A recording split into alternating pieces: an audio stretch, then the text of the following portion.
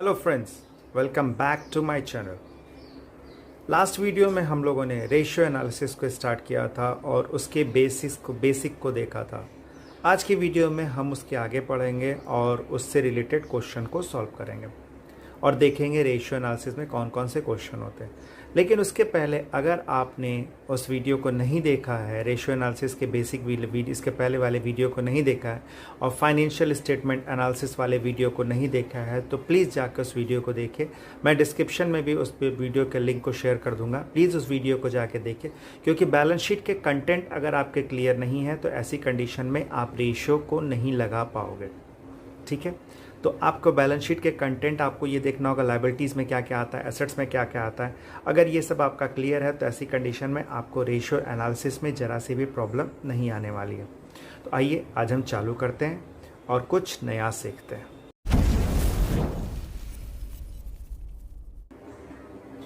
आज हम लोग स्टार्ट करेंगे लिक्विडिटी रेशियो। लेकिन लिक्विडिटी रेशियो के साथ आपको इस चैप्टर में 3 और रेशियो पढ़ने होते हैं। बेसिकली इसमें 4 तरह के रेशियो होते हैं। पहला होता है लिक्विडिटी रेशियो, दूसरा होता है सॉल्वेंसी रेशियो, तीसरा होता है एक्टिविटी रेशियो और चौथा होता है प्रॉफिटेबिलिटी रेशियो। इन सभी रेशियो के बारे में हम लोग बारी बारी से पढ़ेंगे, लेकिन पहले हम लोग लिक्विडिटी रेशियो के बारे में पढ़ते हैं और देखते हैं लिक्विडिटी में क्या क्या आता है। इस बार टर्म 1 में आपको एमसीक्यू आना है, इसलिए आपको यह भी जानना जरूरी होता है कि लिक्विडिटी रेशियो को और किस नाम से जानते हैं। तो लिक्विडिटी रेशियो को हम शॉर्ट टर्म सॉल्वेंसी रेशियो के नाम से भी जानते हैं। लिक्विडिटी रेशियो फर्दर क्लासिफाई होता है 2 पार्ट्स में, एक होता है करंट रेशियो और दूसरा होता है क्विक रेशियो। करंट रेशियो जिसको कि हम वर्किंग कैपिटल टर्नओवर रेशियो भी कहते हैं, वर्किंग कैपिटल टर्नओवर रेशियो भी कहते हैं। इसमें हम ऑर्गेनाइजेशन की शॉर्ट टर्म सॉल्वेंसी पोजीशन को चेक करते हैं कि ऑर्गेनाइजेशन इज कैपेबल टू पे इट्स करंट ऑब्लिगेशन और not, but with in a year और 365 डेज। यानी कि ऑर्गेनाइजेशन अपनी करंट लाइबिलिटीज को, जो कि करंट लाइबिलिटीज होती है जैसे क्रेडिटर हुआ, बीपी हुआ, आउटस्टैंडिंग हुआ या और कोई शॉर्ट टर्म लाइबिलिटीज हुई, उसका पेमेंट करने के लिए ऑर्गेनाइजेशन 1 साल के अंदर पेमेंट कर सकती है कि नहीं, ये हम इस करंट रेशियो में चेक कर सकते हैं। बेसिकली 365 डेज से ही मतलब होता है कि आप अपनी करंट लाइबिलिटीज का, इस करंट रेशियो का फॉर्मूला होता है या वर्किंग कैपिटल टर्नओवर रेशियो का फॉर्मूला होता है, वर्किंग कैपिटल रेशियो का फॉर्मूला होता है current assets upon current liabilities. यानी कि आप बैलेंस शीट से करंट एसेट्स को पता करेंगे और करंट लाइबिलिटीज को पता करेंगे और करंट एसेट्स में करंट लाइबिलिटीज से डिवाइड करा देंगे तो आपको क्या मिल जाएगा, करंट रेशियो मिल जाएगा। करंट रेशियो का आइडियल रेशियो होता है 2:1। लेकिन यहाँ पे आप जैसे करंट रेशियो के क्लासिफिकेशन की बात करें तो करंट रेशियो में क्या क्या चीजें आती हैं। करंट रेशियो में आता है cash, bank, short term securities जिसको मार्केटेबल सिक्योरिटीज भी कहते हैं, या लिक्विड एसेट जैसे कि डेटर्स हुआ जिसको ट्रेड रिसीवेबल कहते हैं, बीआर हुआ, ये भी ट्रेड रिसीवेबल में इंक्लूड होता है, स्टॉक होता है, प्रीपेड होता है और एक्रूड इनकम होता है। यहाँ पे एक चीज ध्यान देने वाली जरूरत है, एक बात को ध्यान देने की ज्यादा जरूरत है कि करंट रेशियो या लिक्विड रेशियो के कैलकुलेशन करते समय हम लूज टूल्स को स्टॉक में इंक्लूड नहीं करते।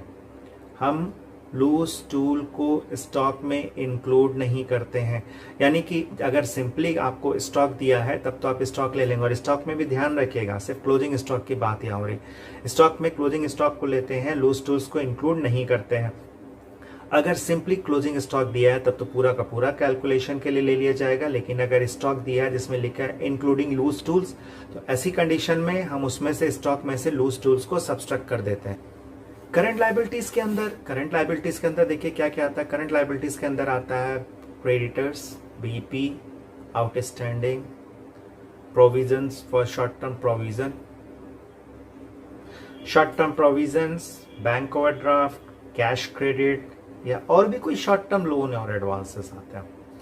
तो बेसिकली करते क्या है, करंट एसेट्स को करंट लाइबिलिटी से डिवाइड कर देते हैं और आइडियल रेशियो होता है हमारा 2:1। एक और इम्पोर्टेंट पॉइंट को ध्यान रखना होता है कि अगर किसी भी तरह का प्रोविजन फॉर बैड डेब्ट्स दिया है तो ऐसी कंडीशन में करंट एसेट्स के कैलकुलेशन में हम बैड डेब्ट्स को, प्रोविजन फॉर बैड डेब्ट्स को भी डेटर्स में से सब्सट्रैक्ट करते हैं, यानी कि स्टॉक में से लूज टूल्स को सब्सट्रैक्ट करते हैं और डेटर्स में से प्रोविजन फॉर बैड डेब्ट्स को सब्सट्रैक्ट करते हैं, यानी कि हम नेट डेटर्स की फिगर को फाइंड आउट करते हैं और नेट क्लोजिंग स्टॉक या इन्वेंट्री की फिगर को हम वहां से फाइंड आउट करते हैं। बेसिकली करंट रेशियो में हम चेक करते हैं कि एक ऑर्गेनाइजेशन अपनी करंट ऑब्लिगेशन को विद इन ए ईयर का पेमेंट करने के लिए कैपेबल है कि नहीं। लेकिन अगर ये चेक करना चाहे कि ऑर्गेनाइजेशन अपनी लाइबिलिटीज को इमीडिएटली पेमेंट करने के कैपेबल है कि नहीं, या 3 मंथ या 1 मंथ या 1 वीक या 1 आवर के बीच में पेमेंट करने के कैपेबल है कि नहीं, तो ऐसी कंडीशन में हम यहाँ पे दूसरा रेशियो लगाते हैं जिसको हम कहते हैं एसिड रेशियो या क्विक रेशियो। क्विक रेशियो ये चेक करता है कि एक ऑर्गेनाइजेशन अपनी करंट ऑब्लिगेशन को within a minute, within a second या within a month, within a week payment करने के कैपेबल है कि नहीं। क्विक रेशियो को हम एसिड टेस्ट रेशियो भी कहते हैं, कुछ लोग इसको लिक्विड रेशियो भी कह देते हैं, लेकिन ध्यान रखिएगा क्विक रेशियो को एसिड टेस्ट रेशियो भी कहते हैं। इसका फॉर्मूला होता है quick ratio upon current liabilities. फिर से बोलना, quick assets upon current liability. अब क्विक एसेट्स को कैसे निकालते हैं? क्विक एसेट्स को निकालने के लिए करंट एसेट्स में से हम स्टॉक, क्लोजिंग स्टॉक को और प्रीपेड को और loan paid in advance, basically दो को माइनस करते हैं। फिर से देखिए, क्विक एसेट्स इक्वल टू होता है less quick assets equal to current assets minus stock minus prepaid. लेकिन अगर आपसे कभी कभार क्वेश्चन में पूछा जा सकता है कि वो कौन कौन चीजें माइनस की जाती है, तो ध्यान रखिएगा टैक्स पेड इन एडवांस भी क्विक एसेट से माइनस किया जाता है और करंट लायबिलिटीज ठीक उसी तरह से कैलकुलेट किया जाता है जैसे कि आपने करंट रेशियो के कैलकुलेशन के समय में किया था। करंट रेशियो का आइडियल रेशियो होता है 2:1, यानी कि अगर आपकी लायबिलिटी 10 रुपए है तो ऐसी कंडीशन में आपके पास करंट एसेट्स कितनी होनी चाहिए? 20 रुपए की। 2:1 आइडियल रेशियो होता है। लेकिन क्विक रेशियो का जो आइडियल रेशियो होता है वो होता है 1:1, यानी कि आपको अपनी करंट लायबिलिटीज को पेमेंट करने के लिए इमीडिएटली जो कैश की जरूरत होती है उतना ही रखना चाहिए आपको जितना कि आपको लायबिलिटीज का पेमेंट करना। आइए अब कुछ क्वेश्चन देखते हैं ताकि आपका ये कॉन्सेप्ट कुछ हद तक क्लियर हो सके।